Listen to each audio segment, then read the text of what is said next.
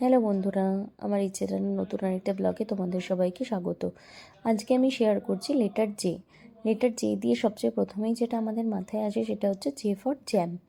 আর এই জ্যাম তো বাচ্চাদেরও ভীষণ প্রিয়। তো আজকে আমি জ্যামের একটা পিকচার তোমাদের সাথে শেয়ার করছি।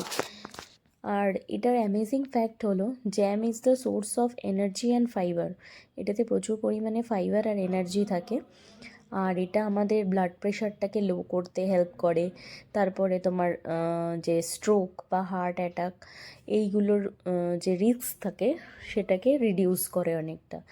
আর আরেকটা খুব সুন্দর ব্যাপার হচ্ছে আমাদের ইন্ডিয়ার থেকেও সবচেয়ে বেশি ইন্ডিয়াতে অত পরিমাণে জ্যাম প্রডিউস হয় না বা মানে তৈরি হয় না।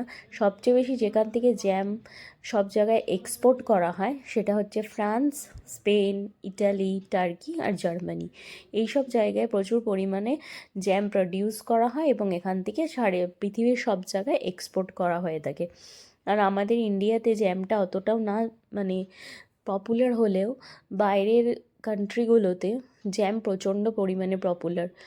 ব্রেকফাস্ট টাইমে ওরা ব্রেড জ্যাম মানে এটা ওদের খুবই কমন একটা ব্রেকফাস্ট। তো ওখানেই বাইরে খুব বেশি পরিমাণে এটা প্রচলিত আর কি। তো চলো, ভিডিওটা কেমন লাগলো অবশ্যই জানিও।